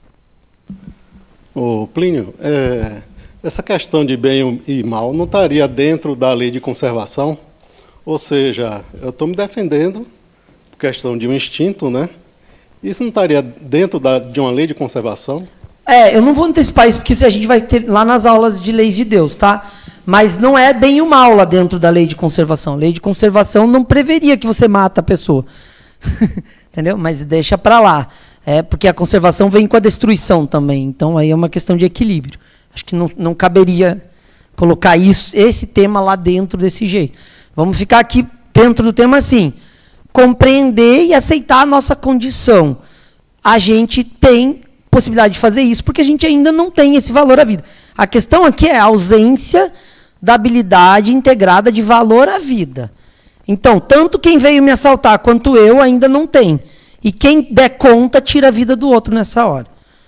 Não, eu já tenho, e se vierem me assaltar, vão tirar a minha vida, porque eu vou falar, pode tirar minha vida, já estou bem evoluído, eu sei que eu reencarno, está tudo certo, já vivi até aqui, faz parte da minha predisposições passar por isso, e eu vou morrer com alegria. Oxi, quem que está nesse nível Mahatma Gandhi? Gandhi, né? Pode me prender, está tudo bem, estou indo, obrigado. Zero crise. Daí, de novo, um ano depois, fique tranquilo, pode me prender, está tudo bem. 2 anos depois, não, claro, me prendendo de novo, não, tranquilo. Oxi, eu tinha fugido pela chaminé, tocado terror, explodido o presídio. O cara estava no outro nível de paciência ali, que não é a minha. Foi, gente? Compreenderam a provocação? Prece. Bom, aqui entra um tema bem interessante, que é o seguinte: qual é a nossa relação com a prece? O que é a prece? Como que a gente enxerga a prece como mecanismo de ligação a Deus? Né? A primeira questão é a gente pensar que Deus, antes de pensar na ferramenta. Né? Então, eu estou me conectando a que Deus? Causa primeira de todas as coisas, inteligência suprema, ou aquele que resolve meus problemas, que eu não dou conta? Né? Então, a gente olhar para esse lugar e pensar um pouquinho na prece como uma ferramenta. Tá? Então, a provocação que eu gosto de fazer é pedir e agradecer. Aí as pessoas falam assim, não, já estou evoluído, eu só agradeço. É sério, então, que agradecer é mais evoluído que pedir? A primeira provocação que eu tenho sobre isso é assim, ó, observe sua prece e, em geral, você está terceirizando na prece. Tá? Então, em geral, nós, seres humanos, estamos terceirizando o que deveria ser nossa responsabilidade na prece. Não, Plínio, não estou terceirizando, eu estou fazendo minha parte. Eu estudei para o concurso, eu só estou pedindo para Deus dar uma ajuda. Ok. Então, você está pedindo complemento, né? Tipo, estou complementando. Fiz minha parte e estou pedindo complemento. E é sério que Deus, com toda essa população mundial encarnada, mais 2 vezes isso desencarnado, está olhando para o seu concurso na quarta-feira, para a sua prova? É esse o lugar que você imagina que é? Então, assim, de alguma forma, a reflexão é: que Deus é esse? Né? É a inteligência suprema? É o Criador? É a causa primeira? Ok. Qual é a minha relação com Ele? Essa prece tem qual intuito? Né? É uma sintonia com o divino? Com o sagrado? Ela me coloca porque é um padrão vibratório quando eu faço um mantra, uma oração padronizada, uma oração que eu inventei, quando eu mentalizo, quando eu me conecto, pensando em conexão e vibração, né?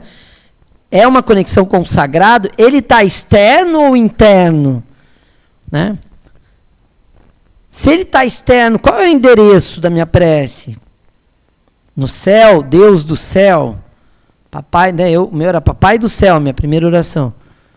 Né?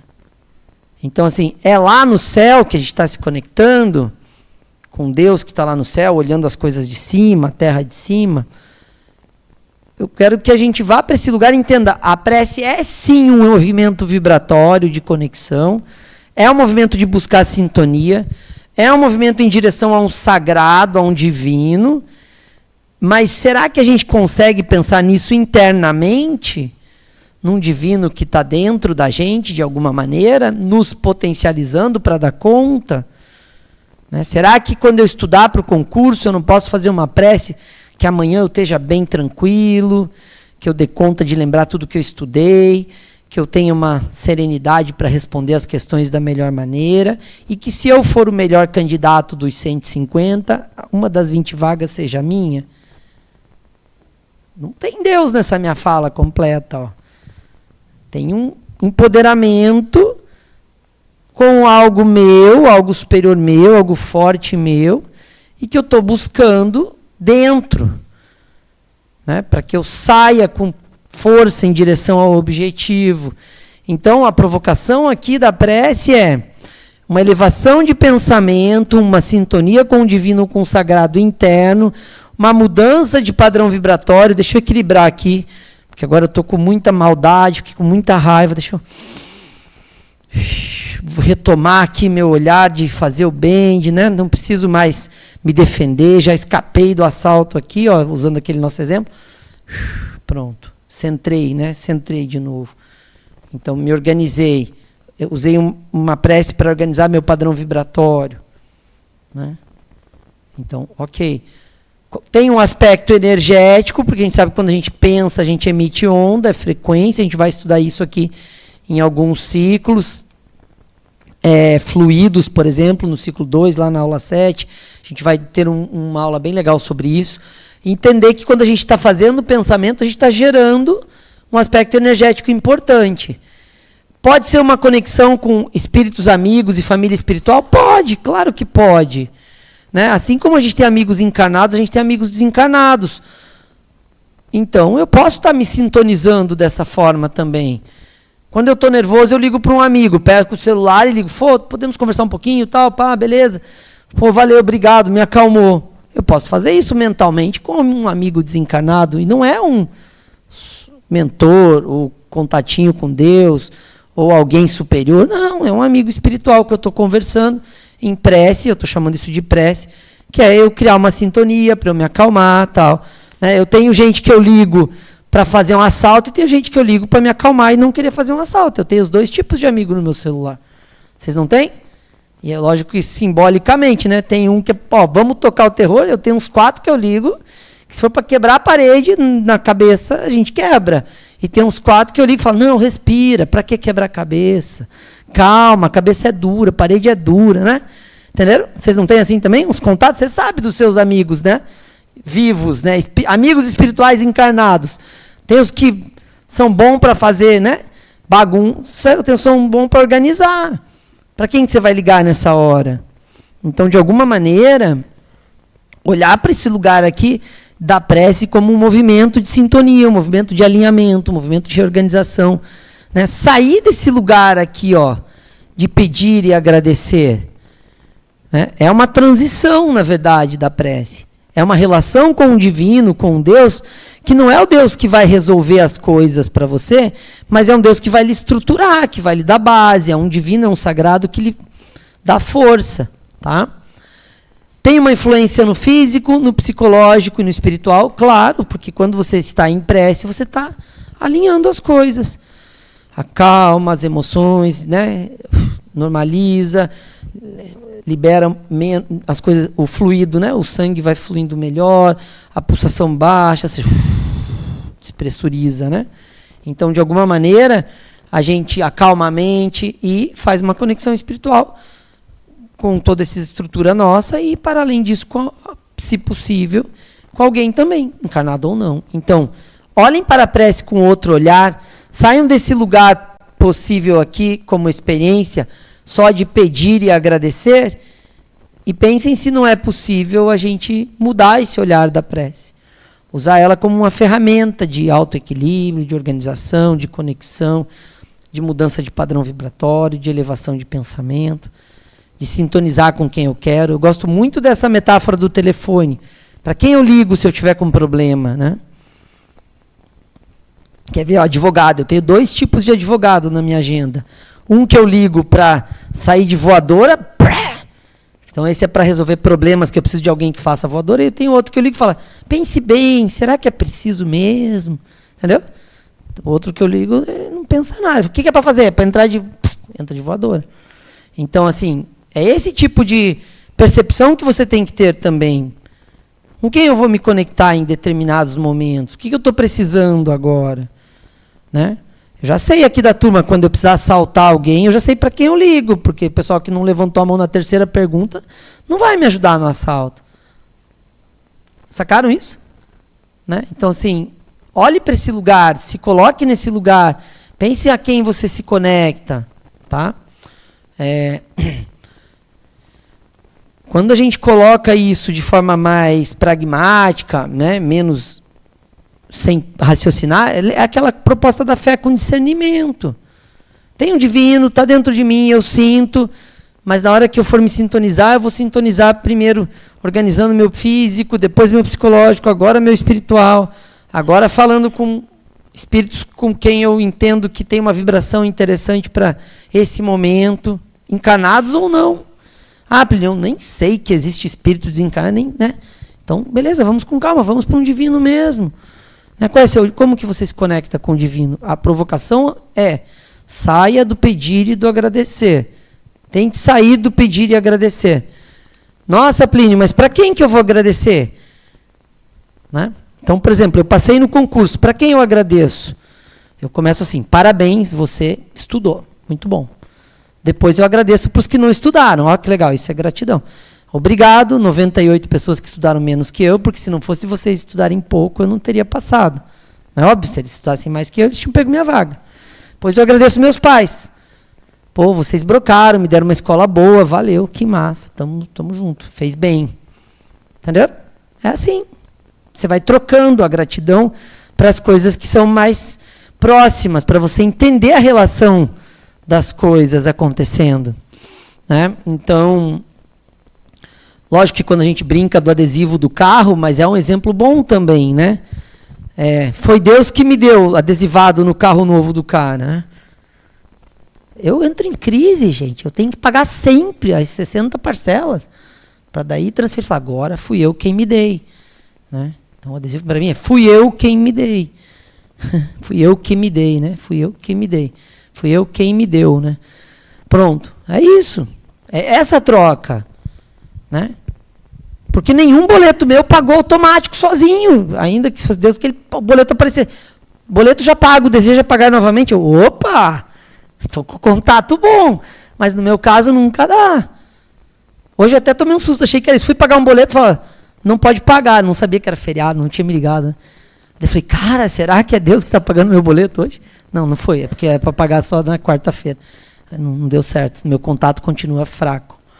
Então, assim, pode ser falta de contato, mas é a gente colocar o divino no lugar que é do divino. Né? Esse lugar aqui é uma provocação. Então, experimentem ao agradecer aquilo que está mais concreto. E deixar o divino para ser o que lhe dá força interior. Deixar o sagrado, deixar o Deus para ser aquele que lhe potencializa, para você ser quem você é, para você se fortalecer para dar conta. Né? Ah, Plínio, tudo bem, agradecer, já entendi. Fica fácil, mas e pedir? Peço para quem? Né? E aí, pede para quem?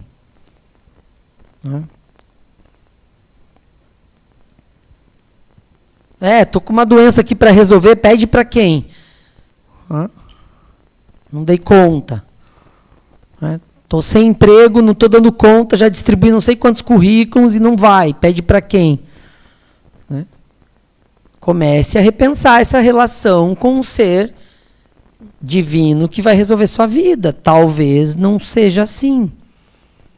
De alguma maneira, talvez você possa começar a não pedir e a entender que você precisa ter força para ir em direção à experiência. Mas isso é aos poucos. Com o divino que tem dentro de você, com o Deus interior que tem dentro de você, com a sua visão de Deus.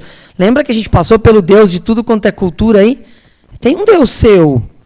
Não adianta você rezar para o meu Deus, porque você não vai conseguir conversar com o meu Deus.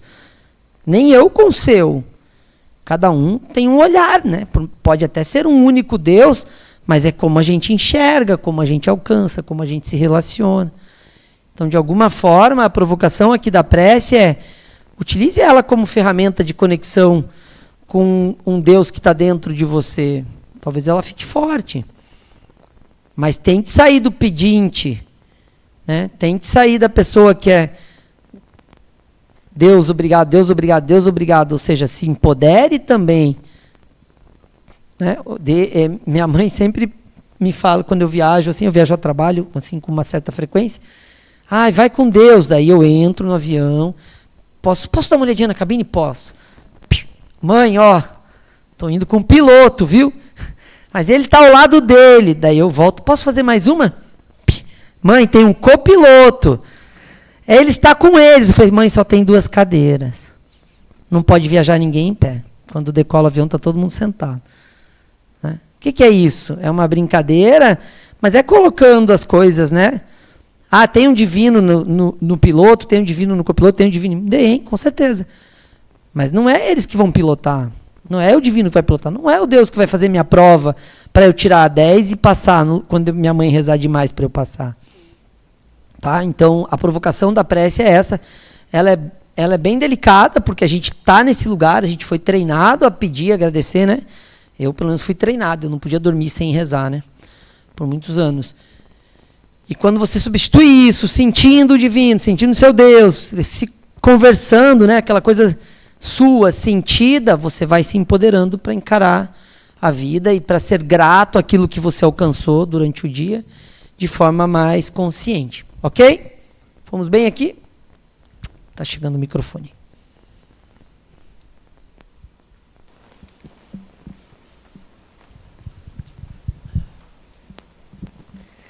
Quando a gente fala Deus te acompanhe, e quando a gente fala como bênção, Deus te abençoe, como é que a gente recebe isso do outro lado da bênção de alguém falando para você, Deus te abençoe? Estou pensando como responder comportadamente.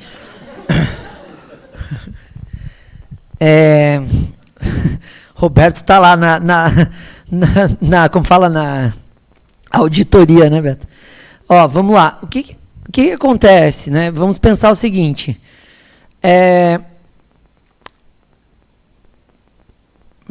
Travei aqui. Ó, pense assim, ó. Vou usar minha mãe de exemplo porque a minha experiência acho que fica bom, né? Quanto mais eu saio desse lugar, dessa relação com Deus, mais minha mãe vai, parece, né? Parece uma coisa. Então, ela fala comigo, numa ligação de 40 minutos, ela fala Deus umas 20 vezes. Né? Acho que ela está imbuída de garantir que Deus esteja perto de mim. Né? Bom, quando alguém me fala assim, vai com Deus, a pessoa está dizendo para eu ir com qual Deus? Com o dela ou com o meu? Essa é a minha primeira crise. Porque se ela mandar o Deus dela comigo, ela fica sem. Sacou? Minha crise? E aí? Né? Olha que interessante essa questão. Ai, mas Deus é onipresente, está em todos os lugares. Mas não é um Deus só, eu já entendi isso na história. Né? O Deus vai mudando conforme a gente muda. A evolução do ser humano, a percepção. Deus é uma percepção. Eu percebo Deus assim, você de outro jeito. Não tem como a gente perceber Deus do mesmo jeito. Pode ser uma coisa só, mas a percepção de Deus que é com o que a gente se relaciona. Então, quando a pessoa fala, vai com Deus, eu entendo que ela está dizendo para eu ir bem e tal. Eu colocaria de início nessa frase uma melhoria que é, vai com o seu Deus. Eu já ficaria menos em crise. Né? E a outra é a questão da bênção. Eu sempre tive crise com isso, porque eu achava muita pretensão dos meus pais eles serem representantes de Deus para me abençoar. Então é uma crise que é bem mais séria do que isso para mim, né? Então não dou conta de lhe responder sobre a bênção, mas de qualquer sorte, né? Eu acho que é um desejo de que a pessoa fique bem e tal, né? Mas existem crises maiores, mas a gente vai deixar para quando a gente se encontrar nos outros ciclos, né? Senão eu vou deixar vocês numa segunda-feira de carnaval bastante bugados. Fui bem, Robertinho? Foi bom? Foi no nível? Foi? Beleza. Estou caprichando, eu prometo. Senão meu emprego vai para o espaço aqui, né? Mas era mais ou menos isso que eu ia dizer.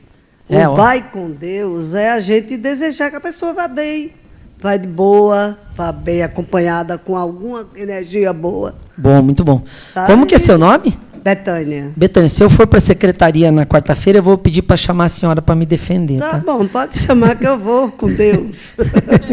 Senhora, é só uma forma de desejar que vá tudo bem. Isso, eu entendo isso também. Não necessariamente a gente está mandando, né? Não é sobre uma questão religiosa ali, né? É um desejo de que vá bem, né?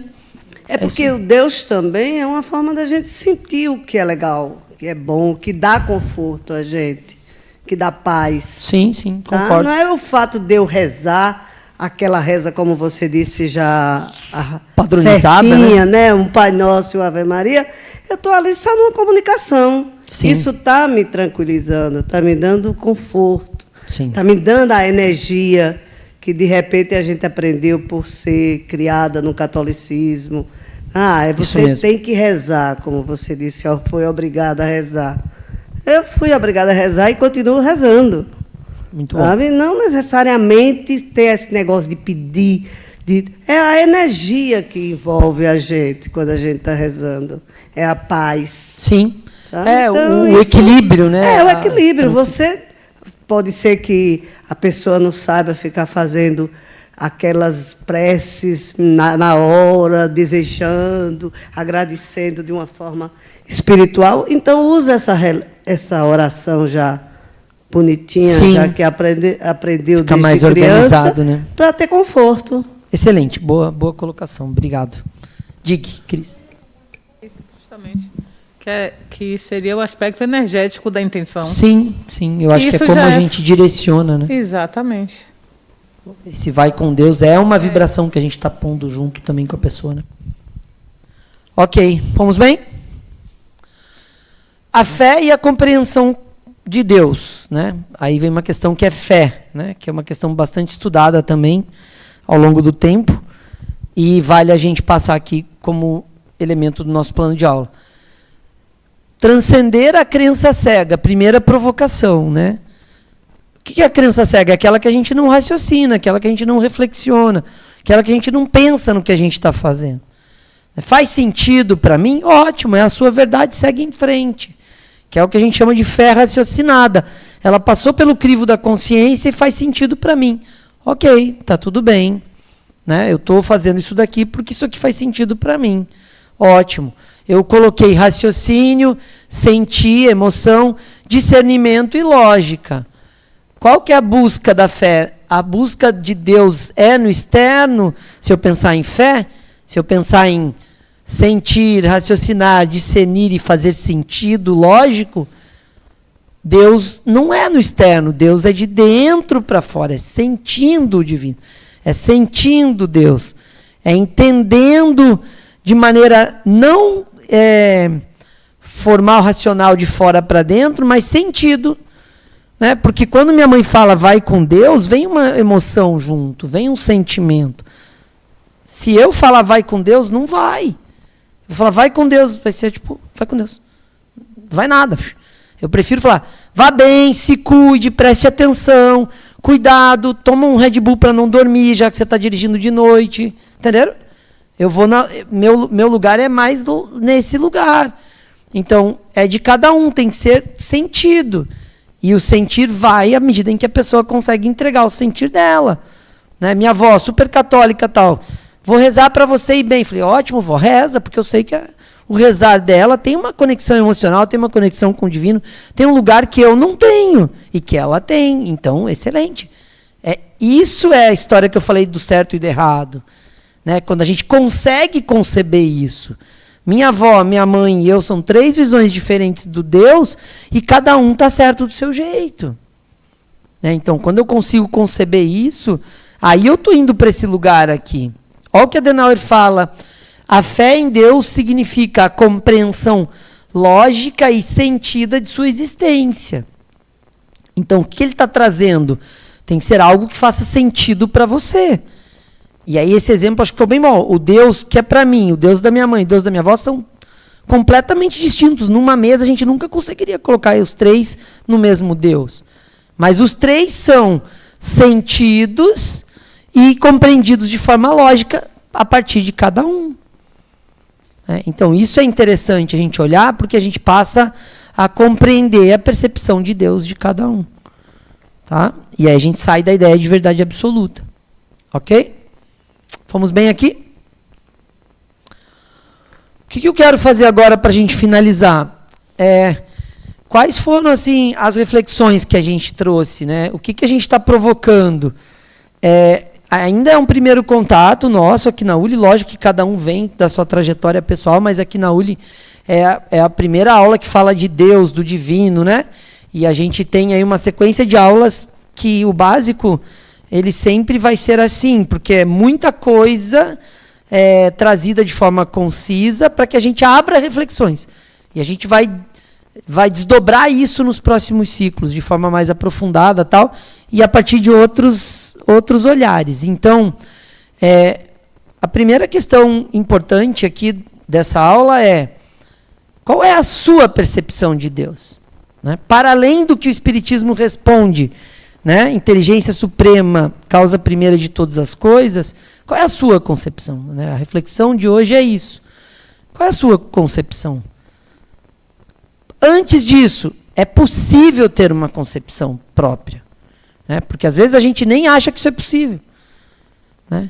Talvez alguns de vocês falem: sério que eu posso pensar do Deus do meu jeito? Né? Então a nossa provocação aqui na ULE é que o Deus precisa ser sentido e visto a partir da sua verdade. Né? Plínio, então a gente vai criar cada um Deus. Deus já é uma percepção, ele está na sua mente. Ele já é um conjunto de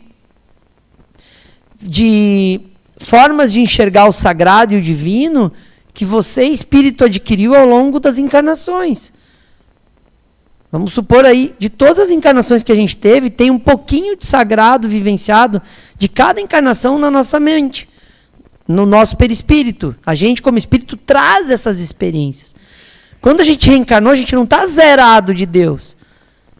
A gente tem vivências com o divino, vivências com o sagrado. Então, a provocação dessa aula não é desconstruir Deus, é desconstruir uma ideia de um Deus engessado, de fora, resposta pronta, padronizado, que a gente tem que adotar. O que a gente quer demonstrar com essa aula é que o Deus sentido, esse sentir, o Deus, essa percepção de Deus, ela tem que ser de dentro para fora, e ela vai ser a partir das suas percepções. Aquela revisão histórica que a gente fez, quando a gente tinha um Deus que era pedra, um Deus que protegia a ilha do maremoto, porque era uma pedra com formato de pena de índio lá. Não era um Deus aquilo, era uma pedra, mas que a gente atribuiu àquela pedra a proteção. Então, nesse lugar, tem aí um Deus de proteção da pedra na sua mente, na minha, na de todo mundo, porque a gente já viveu épocas assim. Como que a gente vai atualizando isso para se relacionar com um divino que faça sentido? Né? Para além disso, nessa relação, como que eu tiro os aspectos morais da relação? Bem e mal, certo e errado, julgamentos a partir de critérios morais. Né? O exercício que a gente fez, espero que tenha provocado vocês para isso. Né? Porque, efetivamente, a gente ia formar uma quadrilha aqui antes das 10. Né? Era só eu apertar mais um pouquinho. Já estávamos em 9 de 20. Mais 2, a gente já era a maioria, entenderam? Então era mais uma pergunta, a gente já era a maioria. Eu quero mostrar isso para a gente entender quanto a gente está engessado. A senhora, sua crise foi excelente. Que assim, mas então como que eu faço? Eu tenho que ficar quietinho e morrer? Não, quem disse que a gente tem que ser esse do bem? Né? É a gente aceitar isso, aceitar, não, realmente, eu ainda não tenho esse valor à vida ninja aí, e se precisar eu tiro a vida de quem for tirar a minha. Né? Ou seja, reconhecer isso na gente. E lógico que isso é um extremo, mas isso vai fazer com que eu reconheça o dia que eu perdi a paciência lá e briguei com alguém. E eu respiro e falo, pô, ainda perdi a paciência, ainda não soube lidar com a minha emoção. Volto lá e falo, foi mal por ontem, tal, como que eu reparo aqui o estrago que eu fiz? Né? Ou seja, a gente aceitar isso, aceitar essa maldade exercitada a partir de uma situação extrema, que é de vida, faz com que a gente aceite o nosso dia a dia também, quando a gente não está dando conta. Faz com que a gente reconheça e fale, não dei conta, vamos ver se semana que vem eu melhoro. Não dei conta, vou ver o que falta para eu dar conta. Não dei conta de lidar com essa situação, posso sentar e falar, não dou conta dessa situação. Filho, senta aqui, eu não dou conta dessa situação, vamos tentar resolver junto. Marido, esposa, namorado, chefe, seja lá quem for. Não estou dando conta aqui, como que a gente faz para resolver? Isso é reconhecer que a gente ainda não está perfeitinho, como a gente tenta ser a régua, né, a autona. Então, essa reflexão de Deus leva a gente para esse lugar. Por quê? Porque a gente vai aprender lá no ciclo 6 e 7 que as nossas atitudes passam pela nossa ideia de Deus. Então, se eu tenho um Deus julgador, certinho, do bem e do mal, eu vou estar sempre julgando. Se eu tenho um Deus punitivo, eu vou estar sempre tentando punir as pessoas. Por quê? Porque essa ideia de Deus faz com que a gente tente ser, né? A gente não quer ser, né, parecido, a gente não busca um exemplo assim, né? Poxa, eu quero alcançar isso, eu quero ser, como a senhora falou, como que eu faço então? Eu tenho que ser do bem? Né? Não é isso, é o que eu dou conta de ser. Então, a principal reflexão dessa aula é, olhe para esse lugar, trate de buscar um Deus de dentro para fora, de sentir um Deus. Entenda que você pode construir sua percepção de Deus a partir do que você alcança. Você não precisa contratar um Deus num cartaz e pôr lá na sua casa e falar, esse é o Deus. Você vai fazer isso a partir do que você sentir de verdade. Passamos pela ideia da prece como um mecanismo de conexão, de serenidade, de vibração, né? E completando com as perguntas e com essa nossa fala de vai com Deus, como que eu me relaciono com esse divino, né? Como que eu entrego e recebo as relações que eu tenho com as pessoas a partir dessa relação que eu tenho com o divino, tá? Então, acho que por uma segunda-feira de carnaval a gente arrasou aí nas reflexões de Deus. E espero que vocês curtam bastante aqui a Uli, né? Vocês estão chegando agora. Algumas pessoas já são carinhas conhecidas, aí outros, né, a gente está vendo pela primeira vez. A gente vai se ver bastante aqui nos corredores. E a gente tem um universo de ideias aqui, de ciclos, tal. Então, se mantenham firmes, curtam cada ciclo da Uli, cada atividade, vão se engajando. Isso daqui é uma casa que tem muita oportunidade para a gente refletir, se melhorar, se autoconhecer, aprender, né? Cada um com a sua verdade, cada um do seu jeito, dentro de um modelo onde a gente vai se desenvolvendo, cada um a seu tempo, tá bom? Então, obrigado, bom estar com vocês. Passando a bola.